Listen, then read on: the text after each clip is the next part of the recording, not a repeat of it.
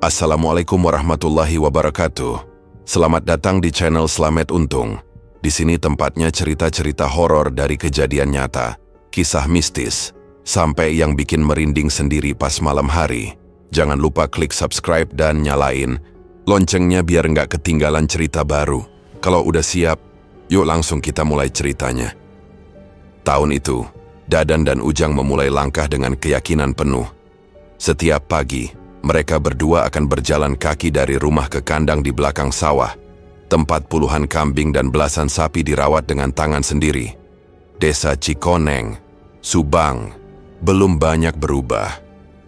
Angin dari arah pegunungan masih membawa aroma basah dedaunan, dan ayam tetangga masih berkokok sebelum subuh. Tapi bagi Dadan, hidup tidak bisa dibiarkan begitu-begitu saja. Ia ingin lebih dari sekadar cukup makan dan tidur. "Ayo Lan, rumputnya disiram dulu nanti kering," kata Dadan sambil menyapu kotoran kambing dengan serokan kayu. Ujang mengangguk. Badannya masih kurus, tapi matanya tajam. Ia lebih pendiam dari kakaknya, tapi jarang menolak jika diminta kerja. Sejak setahun lalu mereka bersepakat menekuni bisnis hewan kurban. Modalnya didapat dari hasil menjual 2 motor dan sebagian tanah warisan orang tua. Dadan percaya, menjelang Idul Adha nanti, permintaan hewan akan tinggi. Bahkan ia sempat menghitung sendiri, dengan harga 1 ekor kambing saja, mereka bisa untung 2 kali lipat. Kalau semua laku, tahun depan kita bisa tambah sapi. "Buka kandang lebih luas," ucap Dadan suatu malam sambil menatap peta sketsa lahan. Di tangan Yati istrinya hanya tersenyum dari balik dapur. Wajahnya selalu tenang, seperti tak pernah dibuat pusing oleh angka.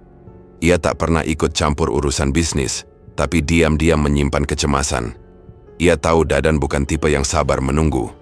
Dulu saat mencoba berdagang sembako, Dadan menyerah setelah 2 bulan. Hari demi hari, kambing-kambing tumbuh gemuk, sapi-sapi makin jinak. Dadan dan Ujang merawat semua sendiri, tanpa karyawan. Tiap sore, mereka memikul karung rumput dari pematang sawah, menyisir hingga ke batas hutan jati. Mereka bahkan pernah membawa air dengan jerigen karena sumur di kandang sempat kering 2 minggu. Namun waktu berjalan cepat.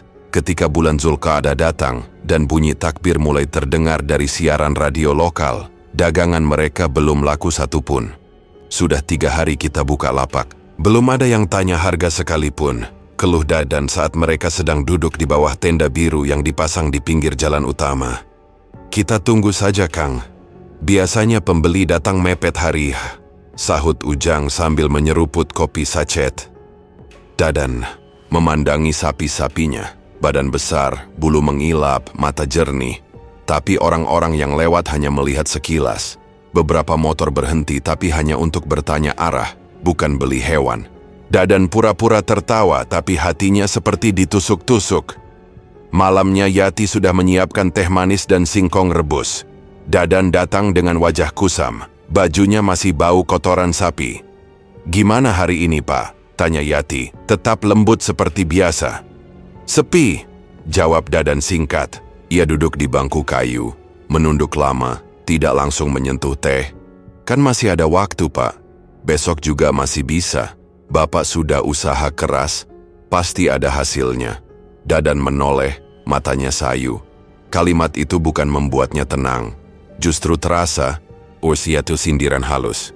Isa ingin bilang, kalau memang sudah usaha keras tapi tetap tidak laku, itu artinya aku gagal. Tapi, ia tahan. Ia hanya mengangguk, lalu berpura-pura ngantuk supaya bisa masuk kamar lebih cepat. Dalam gelap, matanya tetap terbuka. Ia memikirkan kandang yang penuh tapi tak menghasilkan apa-apa. Ia membayangkan tetangganya menertawakan kegagalan ini. Ia membayangkan Ujang diam-diam menyalahkannya karena telah memaksa menjual motor satu-satunya.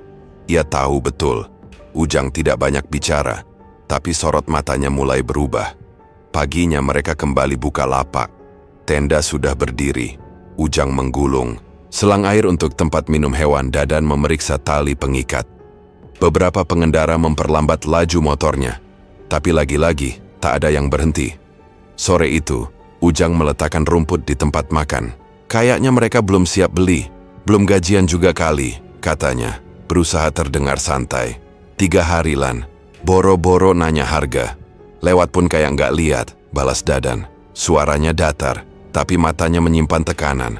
Ujang diam. Ia tahu, kakaknya sedang menahan amarah. Tapi ia tak mau menyulut api. Bagaimanapun ini ide kakaknya. Ia hanya ikut membantu. Sesampainya di rumah, Yati sudah menunggu di teras. Senyum di wajahnya lebih tipis dari kemarin. Mau makan dulu, Pak? Tanyanya pelan. Dadan hanya mengangguk. Ia masuk, menaruh topi di gantungan, lalu duduk tanpa suara. Bau badannya bercampur debu dan amarah yang ditahan. Yati mengambilkan air, lalu meletakkannya di meja makan. Kalau memang belum ada pembeli, mungkin kita perlu iklankan di grup WhatsApp masjid atau sekolah, usul Yati hati-hati. Kalau orang mau kurban, nggak perlu nunggu lihat iklan, jawab Dadan cepat. Kali ini, suaranya lebih keras. Yati terdiam. Malam itu suara jangkrik di luar lebih jelas dari biasanya. Udara dingin menembus celah jendela. Dadan duduk sendirian di teras merokok dengan mata kosong. Ujang sudah tidur sejak maghrib. Entah karena lelah atau malas bicara. Dadan menggenggam lututnya. Ia merasa sempit di kampung sendiri. Ia merasa jadi bahan gumaman tetangga, seolah sudah gagal sebelum sempat membuktikan apa-apa. Ia tahu, dalam usaha seperti ini, perlu waktu. Tapi hatinya tak bisa sabar. Ia ingin lihat hasil. Ia ingin tepuk tangan. Ia ingin membuktikan bahwa ia tidak sebodoh yang orang kira. Tapi semua itu belum juga datang. Dalam diam, angin malam datang, membawa suara nyaring dari arah kandang. Seekor kambing mengembik panjang. Malam itu terasa lebih berat dari biasanya. Asap rokok terakhirnya sudah mati, tapi ia belum juga beranjak dari bangku kayu di teras. Matanya menatap gelap, tapi pikirannya menolak diam. Aku nggak salah, kan? Pertanyaan itu seperti menggantung di langit-langit malam, menunggu jawaban yang tak kunjung turun. Ia berdiri pelan. Kakinya berat. Ia melangkah ke dalam rumah, melewati Yati yang sudah tertidur. Jendela kamar terbuka, angin mengibaskan tirai tipis. Bau tubuhnya yang belum mandi bercampur dengan bau tanah basah dari luar. Ia rebah di kasur tanpa mengganti baju. Tapi matanya tetap terbuka. Paginya, langit mendung. Udara subang seperti belum rela memberikan terang. Dadan bangun lebih awal langsung ke kandang. Ujang menyusul sambil mengikat rambut dengan karet lusuh. Semalam ada kambing teriak ya? Tanya Ujang, memeriksa tempat makan yang kosong. Dadan hanya mengangguk. Entah kenapa. Pas kulihat gak ada apa-apa. Mungkin lapar, Kang. Rumputnya udah habis sore kemarin. Dadan diam saja. Matanya menatap satu kambing putih yang terlihat lebih kurus dari kemarin. Ia tidak berkata apa-apa, hanya menaruh catatan di kepalanya. Setelah kandang dibereskan, mereka membawa beberapa kambing dan 2 sapi ke lapak seperti biasa. Namun pagi, itu ada yang berubah. Di ujung jalan, sekitar 50 meter dari tenda mereka, terlihat satu lapak baru berdiri. Baliho besar tergantung. Hewan kurban murah dan sehat, langsung dari peternak. Siapa yang jualan di sana? Ujang menunjuk ke arah lapak itu. Dadan menyipitkan mata. Ada 2 orang sibuk menarik tali kambing, satu lagi sedang menyusun jerami. Kambing-kambing mereka tampak kurus, bulunya tidak sebersih peliharaan Dadan, tapi tenda mereka tampak ramai. Mereka baru muncul kemarin sore, katanya. Jawab pedagang gorengan yang biasa mangkal di seberang. Baru datang, tapi langsung rame. Pembeli. Dadan mendesis. Kambing begitu kurus kayak sisa sembelihan, tapi rame, gak masuk akal. Ujang mengangguk, tapi ada ragu di sorot matanya. Ia tahu Dadan sedang menahan marah. Jam demi jam, lapak Dadan tetap sepi. Tapi di ujung sana, suara tawar-menawar terdengar jelas. Motor dan mobil berhenti. Anak-anak kecil menunjuk kambing sambil tertawa. Pembeli sibuk memilih, sementara mereka hanya bisa duduk diam. Lan, ayo kita ke sana, ucap Dadan. Mendadak berdiri, Ujang terkejut. Ke sana? Iya. Kita lihat siapa yang berani buka lapak dekat kita tanpa izin. Mereka berjalan cepat menyeberang jalan. Kaki Dadan mantap, wajahnya tegang. Ujang setengah hati mengikuti, hatinya sudah tidak enak sejak tadi. Saat mereka sampai, penjual di sana sedang menghitung uang. Seorang pria bertubuh gempal melihat mereka datang. Mas, mau beli?" tanya penjual itu ramah. Dadan melipat tangan di dada. "Kami bukan mau beli, kami yang sudah lebih dulu jualan di sini. Kok kalian bisa seenaknya buka lapak di ujung jalan?" Penjual itu tersenyum tipis. "Ini jalan umum. Saya sewa tanahnya. Nggak ada larangan." "Kalau tahu sudah ada yang jualan harusnya tahu diri," ujar Ujang. Kali ini suaranya lebih keras. Tiba-tiba dari belakang seorang pria besar datang. Badannya kekar, mengenakan kaos ketat dengan celana jeans pudar. Wajahnya tak asing bagi Dadan. "Asep." "Bada, ada masalah?" Suara Asep datar tapi menggantung ancaman. Dadan refleks mundur setapak. Ujang meneguk ludah. "Kita cuma mau bicara baik-baik," ucap Dadan cepat, mencoba menstabilkan nadanya. Asep melirik tajam. "Orang ini jualan di tanah sewaanku. Kalau nggak suka silakan lapor ke saya, bukan ke dia." Penjual kambing di belakang tersenyum geli. "Gitu aja repot, Mas." Ujang menatap Dadan, berharap kakaknya akan menarik diri. Dadan menahan napas, lalu mengangguk. "Kecil. Ayo Lan, nggak usah debat sama orang yang nggak ngerti etika." Mereka mundur, pulang ke lapak sendiri dengan langkah berat. Sesampainya di tenda, Dadan menendang ember plastik bekas minum sapi. Ember itu terpental dan jatuh ke selokan. "Nggak punya malu, kambing kurus dibilang sehat, tapi laku."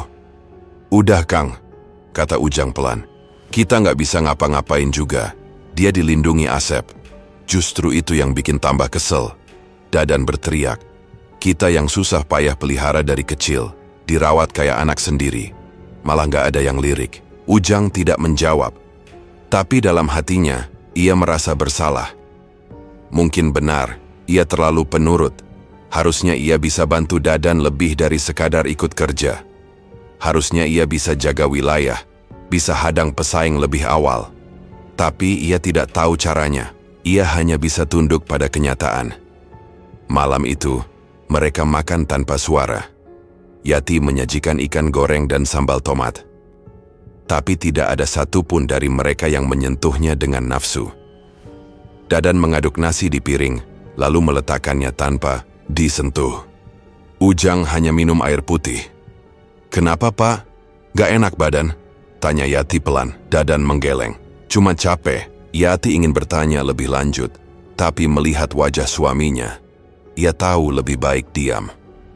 Ia hanya mengelus punggung Dadan perlahan. Tapi Dadan menarik diri, berdiri, dan masuk kamar. Di kamar, Dadan membuka jendela lebar-lebar. Udara malam masuk, tapi hatinya tetap sesak. Ia duduk di tepi ranjang mengamati tangannya yang keapalan karena memotong rumput. Ia merasa bodoh. Semua kerja keras itu sia-sia. Di kamar sebelah, Ujang duduk di lantai, memandangi dinding kosong. Ia tidak berani menyapa kakaknya. Di kamar sebelah, Dadan juga belum tidur. Suasana rumah begitu sunyi, tapi bukan sunyi yang menenangkan, melainkan sunyi yang terasa seperti membatu. Tangan Ujang menggenggam ponsel bututnya yang sudah retak di bagian pojok. Baterainya tinggal 2 garis merah, dan itu pun tak cukup untuk menyalakan layar lebih dari 1 menit. Tapi ia belum berniat mengisi daya. Entah kenapa, ada rasa malas yang menyelinap dari leher ke dada. Ia tahu Dadan marah. Ia tahu karena tadi siang setelah kembali dari lapak, Dadan tak bicara sepatah kata pun. Dan ia tahu, meski tak dimarahi langsung, diamnya kakaknya lebih menusuk dari ucapan apapun. Ujang menarik napas. Lalu seperti ingin menebus sesuatu, ia mendekat ke colokan di pojok kamar. Colokan itu longgar, kabel chargernya kadang menyambung, kadang tidak. Ia menyambungkan ponselnya, memastikan lampu indikator menyala, lalu membaringkan tubuh di kasur kapuk yang usianya sudah lebih dari 5 tahun. Di luar kamar angin masih membawa suara dedaunan bergesek. Ujang memejamkan mata mencoba tidur, tapi pikirannya terus berputar. Ia ingat percakapannya dengan Gofar 2 malam lalu. Kalau harga cocok gua ambil 20 kambing, 2 sapi. Tapi gua harus lihat besok pagi. Gak bisa sore. Iya, besok. Gue tunggu di lapak. Jam 7 pagi gue standby, janji Ujang mantap. Itu janji yang ia buat, dan harusnya ia bisa tepati. Tapi kenyataannya, malam ini ia harus jaga ronda sampai subuh bersama Dadan. Tubuhnya sudah terasa lelah sejak sore. Tapi, ia yakin, selama HP menyala semua masih bisa dikendalikan. Pukul 2 dini hari mereka duduk di pos ronda. Dadan bermain gaple dengan Pak Roni dan satu lagi tetangga, Ginan. Ujang hanya duduk, membungkus tubuh dengan jaket tipis, menahan kantuk yang mulai memberat di pelupuk mata. Kalau tidur di sini, bisa masuk angin, Lan. Tegur Dadan tanpa menoleh dari permainan. Cuma merem sebentar, Kang. Ngantuk banget. Dan benar saja, Ujang tertidur di kursi panjang yang ada di sudut pos ronda. Ia tak sadar saat ronda selesai, dan Dadan membangunkannya pukul 3:15. Mereka pulang, jalan kaki pelan, tanpa banyak kata. Sampai di rumah, Ujang langsung rebah. Tak sempat ingat charger, tak sempat ingat Gofar. Ia hanya sempat berpikir besok pagi masih bisa dikabari, lalu terlelap. Pagi datang terlambat. Matahari naik saat Ujang baru membuka mata. Di luar, suara motor sudah lalu lalang. Ia buru-buru meraih ponsel. Mati total. Chargernya tak menempel. Lampu merah indikator pun tidak menyala. Ia panik. Langsung mengganti kabel. Menunggu layar hidup. Begitu ponsel menyala, notifikasi masuk bertubi-tubi. Panggilan tak terjawab dari Gofar lebih dari 5 kali. Pesan terakhir berbunyi, "Karena gak bisa dihubungi, gue beli di lapak satunya. Harganya juga gak jauh beda." Ujang seperti dilempar dari tempat tidur. Keringat dingin langsung membasahi pelipis. Ia berdiri, mematung di tengah kamar, tak tahu harus melakukan apa. Kakinya melangkah pelan keluar, dan di dapur Dadan sudah duduk bersama Yati. "Kang!" Suara Ujang serak. Dadan menoleh. Matanya langsung tajam. "Kenapa nggak kamu kabarin temenmu?" Tanyanya langsung. "HP-nya mati, aku kecapean." "Tadi malam, HP mati?" Dadan membentak. Suaranya menghentikan gerakan Yati yang sedang mengaduk kopi. "Aku udah bilang dari kemarin. Itu pembeli besar, Lan. 20 kambing, 2 sapi. Kita butuh itu. Dan kamu tidur? HP mati?" Ujang tertunduk. Mulutnya ingin membela diri, tapi lidahnya keluh. "Kenapa nggak kamu cek dulu? Kenapa kamu bisa seceroboh itu?" "Udah capek, Kang. Ronda semalaman." "Capek? Nggak ada orang sukses yang capek, Lan." Dadan melempar sendok ke meja. Suara denting logam menyentak suasana. Yati mencoba meredam. "Pak, tenang dulu. Jangan marah di pagi hari begini. Mungkin masih bisa." "Masih bisa gimana? Pembelinya udah beli di sebelah. Laku lagi kambing-kambing mereka." Ujang mengepalkan tangan. Tapi ia tak bicara. Ia hanya menarik napas dalam-dalam. Lalu berjalan keluar, menendang sandal sembarangan, dan duduk di tangga teras. Matanya mulai panas. Bukan karena merasa bersalah, tapi karena dihukum seakan semua tanggung jawab hanya di pundaknya. Ia menyesal ikut usaha ini. Ia menyesal tidak melawan Dadan saat dulu diajak menjual motor untuk beli kambing. Dari dalam rumah, suara Dadan masih terdengar. Menyalahkan, mengeluh, mengumpat. Ujang menatap ke arah lapak yang dari kejauhan terlihat ramai. Lalu ke arah kandang, tempat kambing-kambing mereka masih mengembik pelan, seperti tidak tahu bahwa nasib mereka tergantung pada janji yang tak ditepati karena baterai yang mati. Hari itu, tak ada yang dibawa ke lapak. Dadan memilih duduk di kandang, menatap kosong. Ujang membersihkan rumput dengan gerakan malas. Tidak ada yang bicara. Menjelang sore hujan turun sebentar. Langit kelabu menggantung rendah. Di rumah Yati hanya diam, menyiapkan makan malam tanpa suara. Saat Dadan pulang ia langsung masuk kamar. Tak menyentuh makanan, tak menyapa siapapun. Ujang menyusul belakangan, melewati ruang tamu tanpa suara. Tapi sebelum masuk kamar ia berhenti. Di dapur, menatap Yati. "Maaf, Mbah. Tadi pagi aku nggak maksud bikin marah." Yati menoleh, tersenyum kecil. "Kamu nggak salah, Lan. Cuma mungkin waktunya belum pas." Tapi Ujang tahu, semua sudah terlalu telanjur. Rasa kecewa itu bukan soal satu pembeli, tapi soal keyakinan yang mulai pecah di antara mereka bertiga. Malam turun dengan pelan. Di luar, embusan angin menggerakkan ranting jambu di halaman. Seekor kambing mengembik sekali, lalu diam. Ujang tak bisa tidur. Matanya terbuka, menatap langit-langit. Di kamar sebelah, Dadan juga tak tidur meski lampu sudah dimatikan. Mereka berdua diam dalam ruang masing-masing, membawa kemarahan yang tak diucapkan. Tapi malam ini, ia merasa ada bagian dari dirinya yang mulai retak. Ronda malam datang lagi. Nama Dadan terdaftar bersama beberapa warga untuk jaga malam di pos balai desa. Kali ini ia tidak mengajak Ujang, ia memilih berangkat sendiri. Yati sempat menawari jaket sebelum ia keluar, tapi Dadan hanya menggeleng. Ia melangkah pelan di jalan setapak, sepatu karetnya menyentuh tanah yang mulai lembab karena hujan sore tadi. Di pos ronda, sudah ada 3 orang yang duduk melingkar di dekat lampu minyak. Salah satunya, Edi, teman lamanya sejak masih bujangan. Dadan sempat jarang bertemu Edi setelah Edi pindah ke kampung sebelah. Tapi wajah Edi tak banyak berubah, masih dengan kumis tebal dan mata tajam, seolah bisa membaca isi kepala orang dalam sekali tatap. Dadan, tumben nongol, sapa Edi sambil menyodorkan segelas kopi. Lagi pengen keluar. Di rumah cuma bengong, jawab Dadan pelan. Edi tertawa kecil. Dagangannya masih sepi. Dadan tak langsung menjawab. Ia duduk, mengangguk pendek, lalu menyeruput kopi pelan-pelan. 2 orang lain mulai bermain gaple. Obrolan di antara mereka cepat menguap, hanya tinggal suara daun jatuh dan suara kecil api membakar sumbu lampu. "Kamu masih pelihara kambing sendiri?" tanya Edi tiba-tiba. "Masih.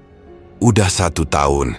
Sekarang udah hampir 50 ekor, plus belasan sapi." "Laku berapa?" "Belum 1 pun." Edi terdiam. Ia mengangguk-angguk, seolah menimbang sesuatu. Dadan menatap wajahnya lekat. Ada yang berbeda. Aura Edi seperti menyimpan sesuatu di balik senyumnya yang sekarang terasa lebih berat. "Kamu percaya nggak kalau orang zaman sekarang yang jualannya laris bukan cuma karena pandai dagang?" Edi mulai pelan. "Maksudnya? Sekarang itu dan banyak cara supaya usaha nggak mandek. Kalau cuma mengandalkan rumput dan sabun mandi buat kambing, ya lama. Tapi kalau tahu caranya, bisa laku dalam semalam." Dadan tak langsung menanggapi. Kopi di tangannya kini terasa hambar. Ia tahu kemana arah ucapan Edi. Tapi ia juga tahu, mendengarkan sampai akhir bisa membuka pintu yang tak bisa ditutup kembali. "Kamu ngajak aku ke jalur cepat ya?" Dadan menatap lurus. Edi tersenyum. "Bukan ngajak, cuma cerita. Kamu kan orang pinter, bisa mikir sendiri." "Pakai apa? Tumbal manusia?" Edi tertawa pelan. "Nggak segila itu. Sekarang udah beda. Bisa pakai hewan, apalagi kamu punya. Cuma perlu 1 atau 2 ekor. Buat syarat. Sisanya kamu tinggal lihat sendiri nanti. Daganganmu bakal habis sebelum azan maghrib." Dadan mendengus, tapi hatinya mencelos. Kalimat itu terdengar gila, tapi juga terlalu menggiurkan. Ia tak menjawab lagi. Hanya membiarkan Edi terus bicara. "Di kampungku, ada Mbah Samin. Orang tua, tinggal di batas hutan bambu dekat Cisalak. Bukan dukun seram kayak di film. Tapi beliau ngerti caranya. Dan tenang aja, nggak bakal ada yang tahu. Bahkan kalau kamu nggak cerita ke istri atau adikmu juga nggak bakal masalah." "Kenapa kamu ngomong begini ke aku?" tanya Dadan akhirnya. "Karena aku tahu rasanya jadi kamu. Aku juga pernah di titik itu. Diam-diam, malu, gak bisa lihat istri di mata. Tapi aku gak mau jatuh terlalu lama." Dadan kembali menatap lampu minyak. Api kecilnya bergoyang. Bayangan wajah Edi menari di tembok kayu. Ia merasa seperti berada di persimpangan gelap. Suara Edi begitu tenang, seperti bukan sekadar cerita, tapi ajakan dari sesuatu yang sudah lama menunggu. "Aku gak mau ditertawakan," ucap Dadan, hampir seperti bisikan. "Gak ada yang akan tahu," jawab Edi. "Kecuali kamu yang buka mulut." Waktu ronda selesai, Dadan berjalan pulang dengan langkah yang lebih berat dari saat berangkat. Kepalanya penuh suara-suara. Langkahnya pelan, Ia melewati deretan rumah yang sudah mati lampu. Daun-daun basah di pinggir jalan menempel di kakinya. Sesekali ia mendengar suara kodok, lalu suara jangkrik, lalu kembali senyap. Sesampainya di rumah, Yati masih belum tidur. Ia sedang melipat baju di ruang tamu. "Kopi masih ada, Pak," katanya. Dadan hanya menggeleng. Ia masuk kamar tanpa kata. Di dalam ia duduk di tepi ranjang, menatap dinding, lalu menunduk. Jari-jarinya saling mencengkram. Ia ingin berbicara, tapi tidak tahu harus mulai dari mana. Ia tahu Yati tidak akan setuju. Ia juga tahu Ujang bisa keceplosan bicara pada orang lain. Maka ia memutuskan diam. Untuk malam itu, dan mungkin malam-malam selanjutnya, ia rebah, menatap langit-langit, dan dalam hatinya muncul dua suara. Satu, mengingatkan niat awal, bahwa semua hewan itu dipelihara untuk ibadah. Satu lagi, membisikkan tentang harga pakan yang naik, hutang toko bangunan yang belum dibayar, dan mata-mata tetangga yang mulai sinis. Dadan menarik napas panjang. Bau itu bukan hanya bau hewan dan tanah, tapi juga rasa gagal yang kian menempel seperti debu di kulit yang tak sempat dibilas. Ia belum mengganti baju sejak pulang ronda, bahkan belum sempat membuka sepatu. Di luar kamar, suara Yati beranjak, mematikan lampu ruang tengah. Lalu sunyi kembali menguasai rumah. Dadan tak bisa tidur. Sejak duduk di pos ronda bersama Edi, pikirannya tak lagi diam. Bisikan itu terus mengendap seperti uap panas dalam dada. "Cuma 1 atau 2 kambing, bukan manusia," ucapan Edi terus berputar di telinga. Satu sisi batinnya berteriak, "Ini salah, ini bukan jalan yang benar." Tapi sisi lain, yang lebih getir dan realistis, membalas, "Tidak ada pilihan lain." 3. Malam kemudian, Dadan sudah berdiri di belakang rumah saat waktu hampir menunjukkan jam 2 dini hari. Ia memastikan Yati dan Ujang sudah tidur. Dengan senter kecil ia membuka kandang dan menarik 2 kambing putih yang masih setengah mengantuk. Hewan-hewan itu mengembik pelan, tak mengerti kemana mereka akan dibawa. Dadan sudah menyiapkan mobil, bak kecil pinjaman dari tetangganya yang sedang keluar kota. Perlahan, ia menaikkan kambing satu persatu, menutup dengan terpal hitam, lalu menyalakan mesin. Udara malam Subang begitu dingin, tapi keringat dingin justru membasahi punggungnya. Ia melajukan mobil pelan, menyusuri jalan yang mulai berkabut. Tak ada suara selain deru mesin dan napasnya yang tak stabil. Beberapa kali ia hampir membatalkan niatnya. Tapi ketika mengingat tatapan Yati yang mulai redup dan diam Ujang yang berubah jadi jauh, ia kembali menancap gas. Di pikirannya harga 2 kambing ini tak sebanding dengan harga-harga dirinya yang makin remuk tiap hari. Setelah hampir 40 menit perjalanan, ia sampai di mulut kebun bambu. Di sana sudah berdiri Edi, memegang senter. "Kamu datang juga," ucap Edi tanpa senyum. Dadan mengangguk. "Ini kambingnya 2. Bagus, kita langsung jalan." Jalannya sempit tapi aman. Dadan mengikuti Edi menyusuri jalan setapak di antara rumpun bambu yang rimbun dan saling menindih. Daun-daunnya basah dan bergesekan seperti bisikan samar. Kabut mulai turun lebih tebal, membuat pandangan hanya sekitar 2 meter ke depan. Kambing-kambing itu semakin gelisah, mengembik lebih sering. "Tenangkan aja. Mereka bisa rasa, tapi nggak bisa lari," kata Edi pelan. Setelah berjalan hampir 15 menit, mereka tiba di sebuah gubuk kecil dari kayu dan anyaman bambu. Atapnya sudah miring, beberapa bagian lapuk. Di depannya tergantung 1 lampu minyak kecil yang hampir padam. "Masuk," kata Edi. "Aku tunggu di luar." Dadan menelan ludah, lalu mengetuk pintu. Tak lama, terdengar suara serak dari dalam. "Masuk saja." Pintu dibuka. Dadan menunduk dan melangkah masuk. Di dalam, bau dupa langsung menyeruak, bercampur dengan aroma tanah basah dan sesuatu yang amis, seperti darah kering yang tak pernah benar-benar dibersihkan. Di pojok ruangan duduk seorang lelaki tua dengan rambut panjang acak-acakan dan janggut lebat menjuntai sampai dada. Matanya tajam, tapi tidak bergerak. Seolah sudah tahu siapa yang akan datang bahkan sebelum pintu diketuk. "Kamu bawa 2? Dadan mengangguk. "Iya, Bah." "Bagus. Taruh 1 di pojok, yang 1 nanti kau bawa sendiri." Dadan melangkah. meletakkan satu kambing di ujung gubuk, lalu duduk di depan lelaki tua itu. Tangan Abah Samin mengaduk sesuatu dalam wadah tanah liat. Ia mengambil segenggam bunga melati, lalu menaburkannya ke atas dupa yang mengepul. Pilihannya sederhana, kau harus sepakat. Tidak bisa setengah-setengah, kalau kau ragu tinggalkan sekarang juga. Dadan menunduk, suaranya pelan tapi tegas. Saya sepakat. Baik. Abah Samin berdiri, membuka kain lusuh di belakangnya, menampakkan mangkuk besar dari batu.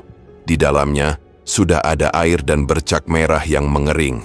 Kita mulai dengan darah. Ia mengambil golok pendek dari bawah tikar, lalu memberi isyarat agar Dadan membawa satu kambing keluar ke halaman belakang. Dengan kaki gemetar, Dadan menarik kambing itu, meletakkannya di tanah. Abah Samin menyembelihnya dengan satu gerakan cepat. Darah langsung mengalir, merah tua, menyebar ke tanah. Bau amis langsung membuncah di udara, memaksa Dadan menahan napas. Dekatkan tanganmu. Dadan mengangkat kedua tangannya. Abah Samin mengambil darah segar dengan batok kelapa, lalu menyiramkannya ke tangan Dadan perlahan. Hangat dan lengket. Jangan, bersihkan dulu. Tunggu mengering. Suara-suara aneh mulai terdengar dari balik semak. Seperti desahan, seperti cekikikan, seperti sesuatu yang berjalan pelan dengan kuku panjang menyeret tanah. Kau dengar? Tanya Abah Samin. Dadan mengangguk. Itu biasa. Mereka memang datang melihat. Setelah darah di tangan mulai mengering, Abah Samin menunjuk ke sumur kecil. Di samping pohon beringin tak jauh dari situ. Bersihkan di sana, tapi jangan tengok ke dalam sumur. Dadan melangkah. Tangan gemetar. Ia meraih tali timba, menurunkan ember, lalu menarik air perlahan. Begitu air menyentuh tangan, rasa dinginnya seperti menembus tulang. Ia menyiram tangannya pelan-pelan, berusaha tak memikirkan suara bisikan yang semakin dekat dari balik pohon. Saat darah mulai luntur, air berubah merah muda, lalu bening kembali. Tiba-tiba suara tertawa melengking datang dari belakangnya. Dadan refleks menoleh tapi tak melihat apa-apa. Pohon-pohon berdiri diam tapi seolah mengawasi. Kabut makin tebal. Daun kering berjatuhan seperti dikupas satu persatu dari langit. Jangan lama-lama, teriak Abah Samin dari kejauhan. Dadan segera kembali ke gubuk. Nafasnya ngos-ngosan, bajunya basah. Tapi ia tak bicara apa-apa. Di depan gubuk, Edi sudah berdiri. Sudah selesai? Dadan mengangguk. Kau bawa pulang satu kambing sisanya. Simpan saja di kandang. Jangan dijual. Jangan disembelih. Dia yang akan jadi penanda. Dadan tak bertanya lebih lanjut. Ia hanya menunduk dan mengikat kembali kambing kedua di bak mobil. Edi ikut duduk di samping. Mereka meninggalkan gubuk itu dalam diam. Sepanjang perjalanan pulang, bau amis darah tak mau hilang dari tangannya. Ia sudah mencuci, sudah menyeka dengan sabun. Tapi bau itu tetap ada, menempel. Seperti janji yang sudah dibungkus dalam darah dan tak bisa dibatalkan. Mobil berhenti di depan rumah. Saat azan subuh mulai terdengar. Sayup, Ujang belum bangun. Yati masih terlelap. Dadan masuk ke kamar perlahan, duduk di tepi ranjang, dan menunduk dalam gelap. Ia belum sempat membilas badannya, belum menyentuh sabun, belum menghapus jejak kabut dan suara-suara dari gubuk tengah kebun bambu. Di sampingnya, Yati masih tidur miring membelakangi. Nafasnya halus tapi tidak benar-benar tenang. Dadan hanya menunduk, menggenggam lutut, lalu perlahan merebahkan tubuh tanpa bicara. Tak berniat tidur, hanya ingin menunggu pagi, seperti menunggu jawaban dari sesuatu yang tak akan datang. Matahari akhirnya naik seperti biasa. Meski sinarnya hari itu terasa lebih terang dari biasanya. Ujang sudah berdiri di kandang sejak pukul 6, menggulung tali dan menyiapkan 2 sapi untuk diangkut. Ia terkejut melihat Dadan sudah berdiri di samping truk. Rambutnya masih berantakan, tapi matanya tajam. Kang, tumben pagi-pagi udah. Siap, ujar Ujang sambil menepuk pantat sapi agar naik ke bak. Biar cepat buka lapak, jawab Dadan pendek. Ia langsung naik ke kursi sopir, tidak menoleh, tidak senyum. Mereka berangkat dan pagi itu, Untuk pertama kalinya sejak lapak dibuka, mereka tidak duduk menunggu dalam sepi. Belum sampai 1 jam, 2 motor berhenti. Seorang pria berpeci putih dan rombongan dari masjid besar di kota menanyakan harga sapi. Dadan menyebut angka 2 kali lipat dari biasanya. Pria itu hanya menawar sedikit, lalu langsung tunjuk 2 ekor. "Sore, ini kami ambil ya, pakai truk sendiri," katanya. Tak lama kemudian, mobil pickup datang. 2 keluarga turun, langsung menawar 6 kambing. Setelah melihat-lihat sebentar mereka bayar tunai. "Ini baru tempat jualan yang niat," ujar salah satu dari mereka sambil tersenyum. Ujang melongo. Dadan hanya mengangguk. Tak sampai jam 11, kambing-kambing yang tersisa tinggal separuh. Siang itu, Dadan tidak pulang. Ia tinggal di lapak bersama Ujang, menunggu pembeli lain. Dan pembeli terus berdatangan.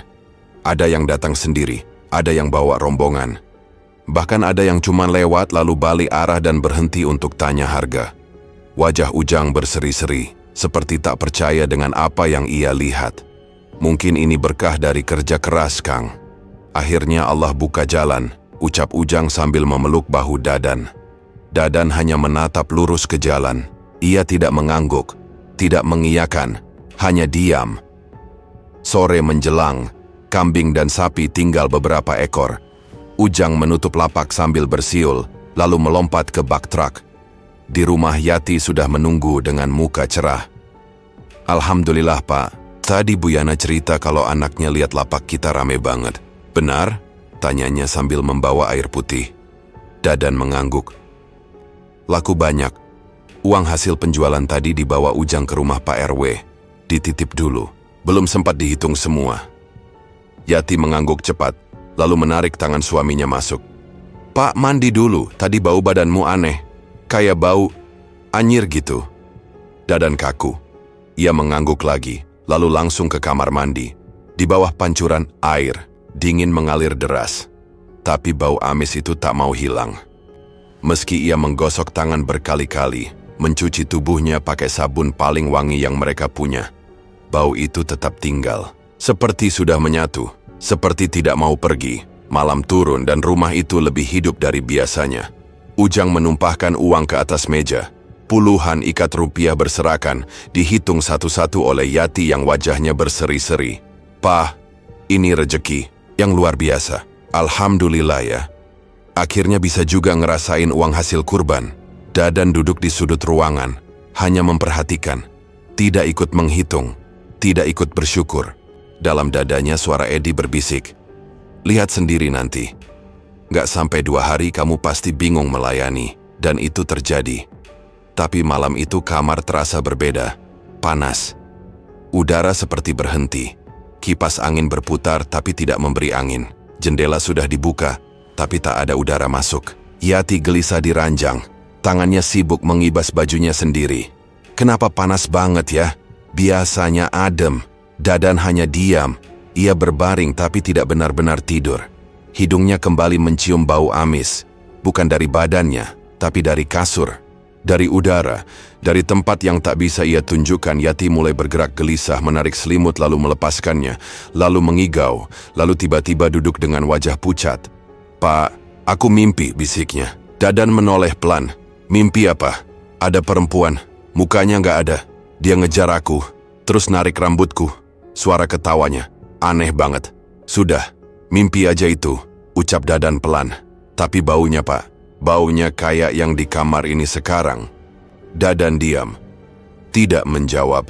Ia hanya menatap langit-langit. Malam itu, mereka tidak benar-benar tidur. Yati memeluk bantal sambil memejamkan mata kuat-kuat.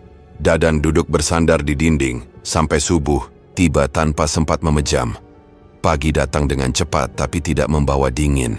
Dadan keluar rumah dengan langkah pelan, menghampiri kandang yang hanya tersisa 1 sapi dan 1 kambing. Kambing putih yang dibawa pulang dari rumah Abah Samin.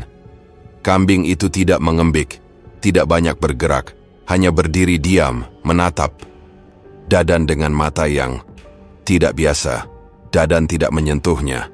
Ia hanya berdiri, lama, lalu melangkah mundur perlahan. Ia kembali ke rumah, duduk di teras. Ujang datang membawa nasi bungkus dari warung. "Kang, hari ini buka lapak lagi?" Dadan mengangguk, tapi tak menatap Ujang. Matanya lurus ke jalan, seperti ada sesuatu yang jauh lebih penting daripada sekadar menjual kambing dan sapi. Ujang mengamati wajah kakaknya dengan diam. Ada gurat yang berubah. Dadan terlihat lebih tua 2 tahun hanya dalam 2 hari. Tapi bukan itu yang mengganggu pikiran Ujang. Ada yang lain. Ada sesuatu yang tidak kelihatan, tapi terasa seperti kabut dingin yang menempel di punggung, mengikuti kemanapun ia melangkah sejak lapak itu mendadak laris. 2 hari terakhir seperti mimpi. Pembeli datang bertubi-tubi. Uang mengalir seperti air sumur yang tak pernah habis, dan stok hewan tinggal sisa. Tapi justru itu yang membuat Ujang curiga. Ia tidak bodoh. Ia tahu betul dagangan mereka tak pernah berubah. Tak ada yang mereka lakukan secara berbeda. Kambing-kambing itu tetap sama. Sapi-sapi itu tetap dari peternak yang sama. Bahkan tenda di lapak masih sobek di sudutnya. Tapi entah kenapa semua orang tiba-tiba datang.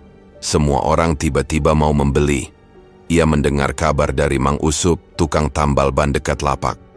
Katanya, ada satu pembeli semalam yang bilang hewan-hewan Dadan bercahaya dari kejauhan. Lalu pembeli lain bilang, mereka seperti didorong untuk berhenti dan beli, padahal awalnya tidak niat kurban tahun ini. Bercahaya? Ujang mengulang kata itu dalam hati. Rasanya tidak masuk akal. Dan pagi ini, saat ia mengantar nasi bungkus, dan melihat Dadan berdiri kaku di depan kandang, menatap kambing putih yang tak pernah menyahut, kecurigaannya mengeras. Ujang memberanikan diri. "Kang, boleh tanya sesuatu?" Dadan masih diam. "Ini semua, kenapa bisa jadi kayak gini? Apa maksudmu? Dagangan kita, kenapa bisa tiba-tiba laku? Nggak wajar, nggak masuk akal." Dadan menghela napas, lalu duduk di bangku kayu di teras. Tangannya gemetar kecil saat membuka bungkus nasi. Tapi ia tetap tidak menatap Ujang. Kalau rezeki datang, ya diterima, nggak usah banyak tanya. Tapi ini bukan rezeki biasa, Kang. Kenapa? Karena kita nggak terbiasa dapat banyak. Karena rasanya ada yang salah. Aku ngerasa beda. Rumah ini panas, mimpiku aneh, dan kambing itu. Ujang menunjuk kandang. Dari awal aku udah nggak srek sama kambing putih itu. Dia nggak pernah bunyi, nggak pernah gerak, tapi matanya kayak ngerti. Dadan membuang pandangannya. Ujang terus menatap kakaknya. "Kamu ngapain, Kang?" Suaranya turun 1 oktav. Lebih pelan, tapi lebih dalam. "Jangan-jangan..." "Berhentilan," potong Dadan cepat. "Kang," jawab aku. "Jangan-jangan kamu pakai sesuatu?" "Lan!" Dadan berdiri, suaranya meninggi. "Aku cuman ngelakuin apa yang perlu aku lakuin. Kamu pikir selama ini kita bisa makan dari mana? Kamu pikir kambing itu bisa laku kalau aku diem aja? Dunia ini nggak ramah, Lan. Orang lain juga cari jalan." "Tapi bukan jalan kayak gini," Ujang membalas tak kalah keras. "Ini kurban, Kang. Bukan jualan mainan di pasar malam. Ini buat ibadah. Kalau kamu kotori dengan pesugihan, kamu bukan cuma jual kambing, kamu jual arti dari semua ini." Dadan terdiam. Napasnya berat, matanya merah. "Kalau kamu nggak suka, kamu boleh keluar. Nggak usah bantu lagi." Ujang mundur 1 langkah. "Aku nggak bakal bantu orang yang bersekongkol dengan setan." Di dalam rumah, Yati berdiri di balik tirai dapur. Ia mendengar semuanya. Nafasnya tercekat. Tangan yang tadinya memegang sendok kini gemetar. Suara-suara itu masuk ke telinganya seperti tusukan halus yang membekas. Ia tahu sesuatu berubah dalam diri suaminya sejak malam yang aneh itu, tapi ia tak pernah menyangka. Sampai sejauh ini, Ujang melangkah pergi dari halaman. Dadan tak mengejar. Yati tak keluar. Hanya suara kambing dari kandang yang mengembik pelan. Bukan kambing putih itu, tapi kambing terakhir yang tersisa untuk dijual. Beberapa menit kemudian, Dadan masuk ke dalam. Yati langsung berpura-pura sibuk di dapur. Ia tak ingin ditanya. Tak ingin menjawab. "Ujang kemana?" tanya Dadan datar. "Gak tahu, Pak. Tadi saya di dapur," jawab Yati sambil membelakangi suaminya. Dadan hanya mendengus. Ia mengambil rokok dari lemari kecil di ruang tengah, lalu keluar lagi, duduk di kursi, rotan dekat jendela. Asap rokoknya keluar lambat. Kepalanya penuh, ia tahu Ujang benar, tapi ia juga tahu, kalau ia berhenti sekarang, semua runtuh. Hutang belum lunas, modal belum kembali penuh, harga pakan naik terus. Dan orang-orang sudah tahu kalau lapak mereka murah dan gampang. Di dapur Yati kembali menguping. Tapi kali ini, bukan kata-kata yang ia dengar, melainkan isakan pelan dari tenggorokannya sendiri.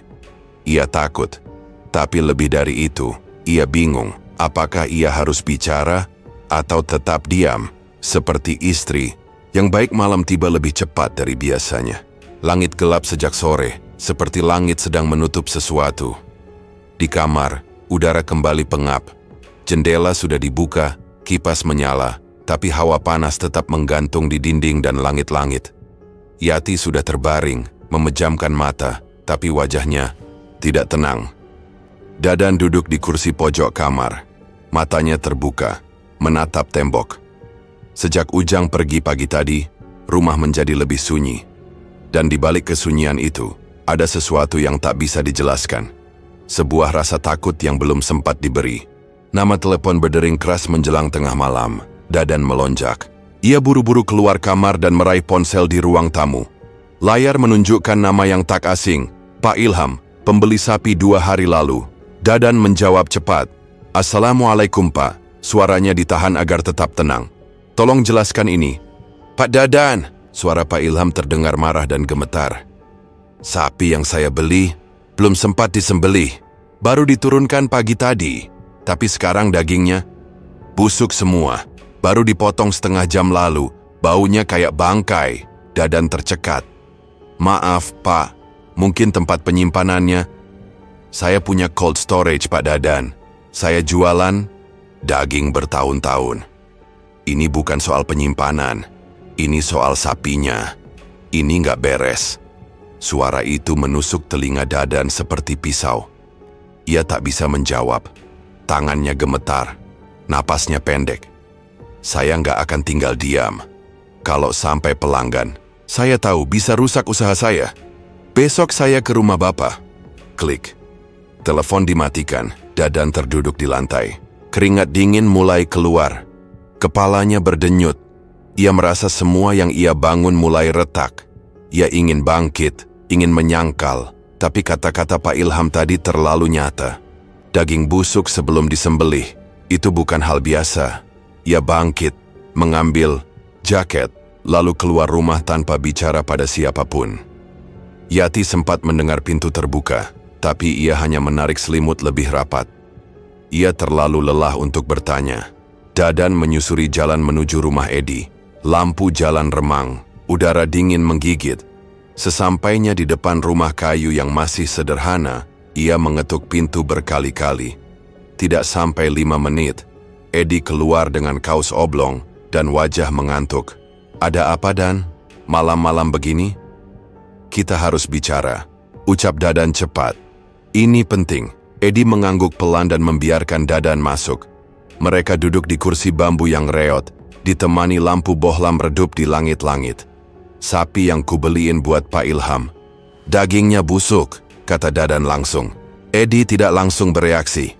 Ia menghisap rokok dalam-dalam, lalu mengangguk kecil. Kamu tanya dulu ke Abah Samin. Sebelum kamu mulai semua ini, Dadan mengerutkan kening. Tanya apa?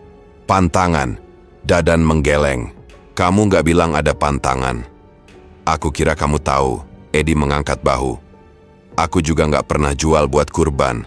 Punya aku buat pesta pernikahan, ulang tahun syukuran. Bukan buat ibadah suci. Dadan memejamkan mata. Kenapa kamu nggak bilang kenapa? Kamu yang ambil keputusan dan aku cuma kasih jalan. Dadan bangkit, dadanya sesak. Dunia di sekelilingnya seakan makin sempit. Aku mau ke Abah Samin sekarang juga. Edi tak menahan. Ia hanya menatap Dadan berjalan keluar. Dalam hatinya, ada rasa bersalah, tapi terlalu kecil untuk menahan langkah orang yang sudah memilih jalannya sendiri. Perjalanan ke rumah Abah Samin kali ini lebih cepat. Dadan tahu jalannya, tapi langkahnya lebih berat. Setiap meter seakan menariknya ke dalam lumpur. Kabut mulai turun di tengah kebun bambu, dan suara ranting patah terdengar. Entah dari mana gubuk itu masih berdiri. Masih sama seperti malam ritual, tapi kali ini lebih sunyi. Lampu minyak di depan pintu tak menyala. Dadan mengetuk pelan. Tak lama, pintu terbuka. Abah Samin berdiri di baliknya, dengan mata yang tetap tajam. "Kau datang karena daging itu?" tanyanya bahkan sebelum Dadan bicara. Dadan mengangguk perlahan. Abah Samin berjalan masuk. Dadan mengikutinya. "Kenapa dagingnya busuk?" "Aku nggak salah apa-apa, Bah. Aku ikut semua perintahmu." "Tidak semua," jawab Abah Samin, duduk di tikar rotan yang sama. "Kau tidak bertanya pantangannya." Dadan terdiam. Jantungnya berdetak. "Cepat. Pesugihan ini tidak untuk jualan kurban," lanjut Abah Samin. "Daging untuk kurban tak boleh ditawar-menawar dengan makhluk yang tidak suci. Kurban itu bersih, tulus. Bukan untuk kau jual setelah kau ikat janjinya dengan darah." Dadan merasa seperti tenggelam. Suara Abah Samin begitu pelan, tapi setiap katanya seperti palu. "Kenapa nggak bilang dari awal?" Suaranya pelan, hampir serak. "Karena kau tidak bertanya." Abah Samin menatap langsung. "Dan kau terlalu yakin bisa kendalikan semuanya." Dadan tidak menjawab. Ia menunduk, tangannya mencengkram lutut. Udara di dalam gubuk begitu dingin, tapi keringatnya mengucur deras. "Kalau begitu, aku harus apa?" bisiknya. Abah Samin tidak menjawab. Ia hanya mengangkat bahu pelan lalu berdiri, meninggalkan Dadan sendirian di ruangan yang semakin gelap. Dalam perjalanan pulang, langkah Dadan seperti diseret. Kakinya berat, pikirannya makin kabur. Ia merasa masuk ke dalam permainan yang tak punya aturan. Ia merasa ditarik, dipermainkan, dan sekarang dibuang. Saat tiba di rumah, ia duduk di tangga depan. Udara malam tetap pengap, seperti tidak berubah meski waktu berjalan. Dadan masih duduk di tangga depan rumah. Tubuhnya membungkuk, wajahnya tertutup bayangan lampu teras. Hatinya kosong, pikirannya pun kosong. Kata-kata Abah Samin terus bergema di kepalanya. Kurban tidak bisa dijual pakai perjanjian gaib. Ia tahu ia sudah terlalu jauh. Tapi lebih dari itu, ia merasa sudah dicabut dari dalam tubuhnya sendiri.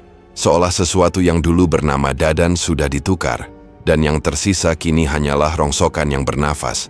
Keesokan harinya, tubuhnya mulai menunjukkan tanda-tanda itu.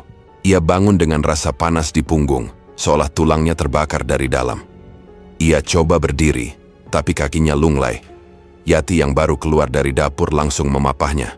"Pak, kenapa? Kenapa mukanya pucat banget?" Dadan tak menjawab. Ia hanya menggeleng, napasnya berat. "Aku ambilin air, ya." Yati segera masuk, mengambil segelas air putih, lalu kembali dengan handuk kecil untuk menyeka keringat suaminya. Tapi begitu handuk itu menyentuh punggung Dadan, ia tersentak. "Panas, Pak. Punggungmu panas banget." Dadan menggertakkan gigi. "Jangan pegang, perih. Kita ke puskesmas saja ya, Pak. Ini nggak wajar." "Enggak," potong Dadan cepat. "Ini bukan urusan dokter." Yati menatapnya bingung. "Maksudnya apa?" "Gak usah tanya. Gak usah bawa kemana-mana. Nanti juga reda sendiri." Tapi itu tidak reda. Malamnya, keringat dingin mengalir dari pelipis hingga ke dagu Dadan, membasahi bantal dan selimut. Nafasnya pendek, dadanya terasa ditekan benda berat. Yati hanya bisa duduk di tepi ranjang, memegang tangan suaminya yang semakin dingin. Tapi tubuhnya masih panas.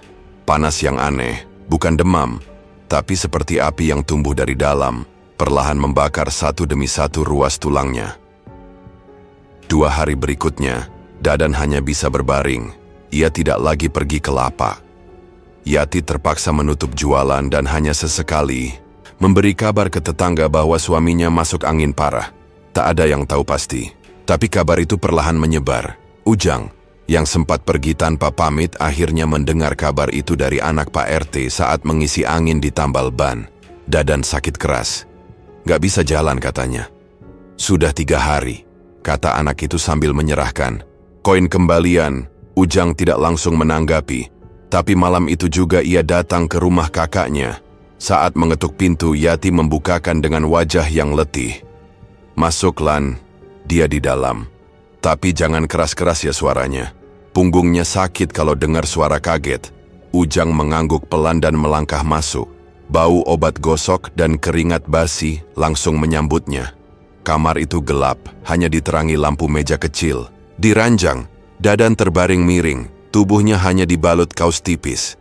Wajahnya cekung, matanya dalam dan merah, seperti orang yang sudah 3 malam tidak tidur. "Lan," suaranya serak.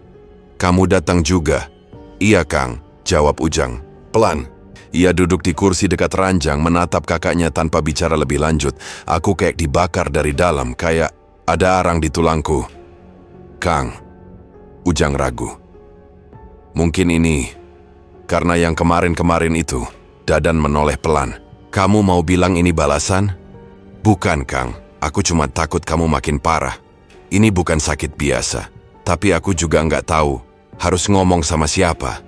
Dadan menutup mata. "Aku tahu, Lan. Sejak kambing pertama itu aku serahkan. Aku tahu ini bukan jalan yang bisa dibalikan." Yati yang mengintip dari pintu dapur hanya bisa memeluk dirinya sendiri. Kata kambing pertama menggantung di telinganya seperti denting pelan yang membelah dada. Ia tidak lagi pura-pura tidak tahu, tapi ia juga tidak bisa mengatakannya, karena jika ia ucapkan semuanya akan pecah. Malam itu Ujang menginap di rumah Dadan. Ia tidur di kursi panjang dekat ranjang, sesekali terbangun karena Dadan menggeliat menahan sakit. Beberapa kali, Dadan seperti meracau, menyebut nama Edi, lalu menyebut air sumur, lalu darah kambing. Ujang hanya diam, menatap langit-langit, dan merasa semuanya sudah terlalu jauh untuk ditarik kembali. Pagi harinya, Dadan tidak bisa bangun sama sekali. Setiap kali ia coba duduk, rasa nyeri menjalar dari tengkuk ke pinggang. Yati menyuapi bubur, tapi hanya masuk 2 sendok. Tubuhnya terus berkeringat. Nafasnya pendek. "Sakitku nggak bisa disembuhkan, Bu," ucap Dadan lirih, nyaris tak terdengar. "Jangan bilang gitu, Pak. Kita masih bisa cari ustaz.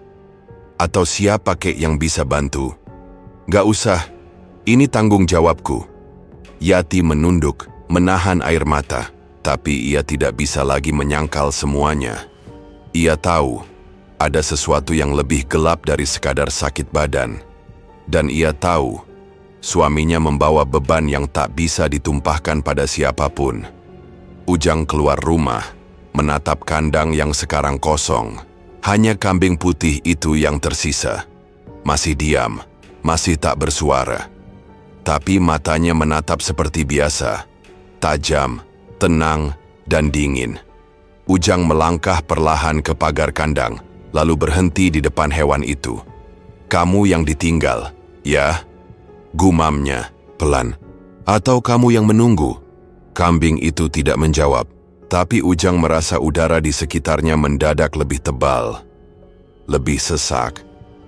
Ia mundur, masuk kembali ke rumah. Siangnya Dadan kembali demam. Suhu tubuhnya naik tinggi, tapi kulitnya tetap pucat. Yati mulai kehilangan akal. Ia ingin membawa Dadan ke puskesmas, tapi Dadan terus menolak. Setiap kali ia menyebut dokter, Dadan hanya menggeleng keras dan mengerang. "Jangan bawa kemana-mana. Ini bukan urusan manusia. Tak ada yang bisa berkata lebih." Itulah kata-kata terakhir yang Dadan ucapkan sebelum tubuhnya menggigil hebat dan matanya memejam perlahan, seakan menyerah pada sesuatu yang tak kasat mata. Yati hanya bisa menahan tangis, memeluk tubuh suaminya yang dingin separuh, panas separuh, sambil berdoa dalam hati agar ini semua hanya mimpi buruk yang bisa ia bangunkan kapan saja.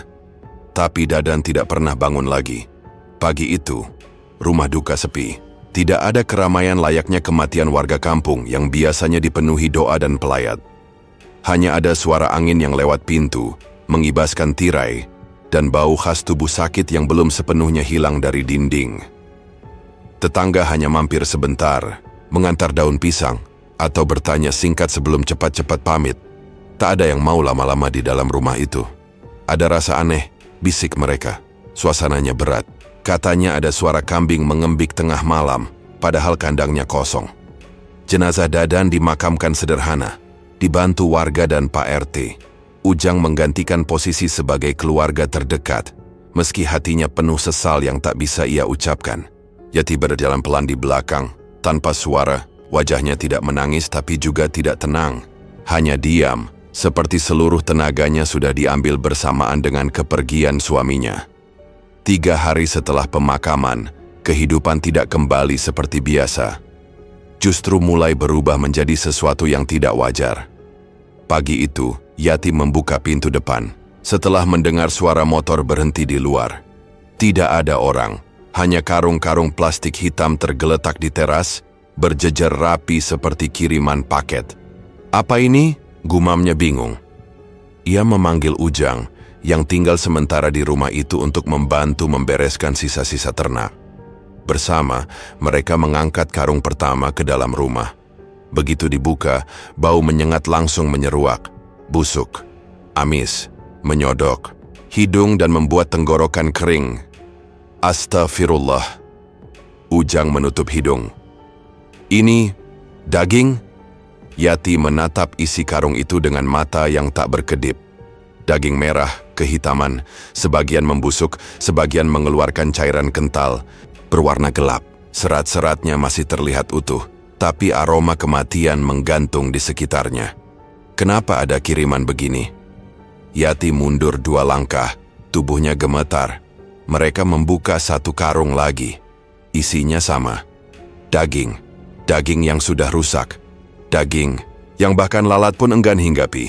Ujang langsung menuju pagar menengok ke jalan. Tak ada siapa-siapa. Rumah tetangga tertutup rapat. Tak satu pun ada yang tampak melihat kejadian aneh ini. "Kita buang aja, Bu," kata Ujang cepat. "Gak usah dibuka semuanya. Buang ke kebun belakang atau..." "Tunggu." Suara Yati pelan. Tangannya menahan lengan Ujang. "Aku mau tahu, ini dari siapa?" "Siapapun itu, niatnya gak baik, Bu." Yati menatap Ujang. "Kamu tahu ini apa, kan?" Ujang menunduk. Rahangnya mengeras. Ia ingin diam, tapi mata Yati tak memberinya pilihan. "Kamu tahu, Ujang." Ujang menarik napas panjang. Ia duduk di lantai, punggungnya bersandar ke dinding, lalu menatap lantai kosong. "Itu mungkin bagian dari perjanjian itu, Bu. Dari pesugihan yang Kak Dadan jalani." Yati mendekap mulutnya, matanya membesar. "Kamu bilang apa?" Ujang tidak menjawab langsung. Ia memejamkan mata, lalu berkata dengan lirih. Dia pernah cerita soal kambing, soal darah, soal gubuk. Tapi dia bilang jangan bilang siapa-siapa. Aku pikir dia masih kuat. Tapi waktu dia sakit, aku tahu. Semua itu udah makan dia dari dalam. Yati menangis.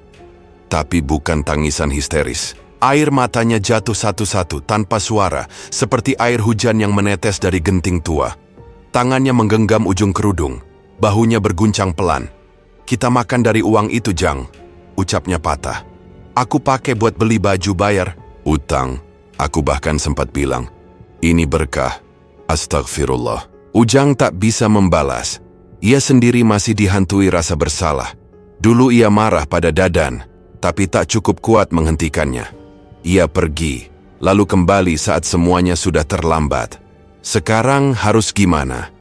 Yati menatap Ujang. "Kamu tahu, kamu ngerti. Harusnya kamu bisa bantu. Kalau kita bisa, kita buang semua itu. Bersihkan, bakar. Tapi bau ini nggak akan hilang cepat." Yati mengangguk, pelan. Lalu berdiri, berjalan ke kamar. Di lantai kamar itu, tempat Dadan terbaring selama sakit, bau amis masih menempel. Sudah disiram sabun, sudah dilap kain harum, tapi tetap ada. Lantai bagian, kepala tempat Dadan dulu sering gelisah, paling kuat baunya. Yati jongkok menyentuhnya dengan tangan kosong. "Aku nggak bisa tinggal di sini, Jang. Kita cari tempat sementara. Tapi rumah ini nggak boleh kosong, Bu. Kalau kosong, lebih berbahaya." Yati menoleh. "Berbahaya gimana?"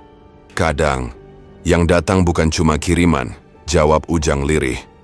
"Tapi juga penagih." Yati tidak bertanya lebih lanjut. Kata penagih saja sudah membuat perutnya mual. Ia hanya kembali ke ruang tengah, menatap kantong-kantong plastik yang belum terbuka. Jumlahnya lebih dari 20. Semua berat, semua busuk. Di sudut ruangan, kipas angin menyala. Tapi bau amis tak bergerak kemana-mana. Hanya menetap, hanya mengendap, dan makin pekat tiap menit berlalu. Rumah itu tidak lagi seperti dulu. Bukan rumah yang pernah dihuni harapan, doa, dan tawa. Tapi rumah yang kini memendam sesuatu. Dan di lantai kamar, di tempat Dadan menghembuskan napas terakhirnya, darah yang tak pernah ada, tetap berbau seperti tak pernah pergi.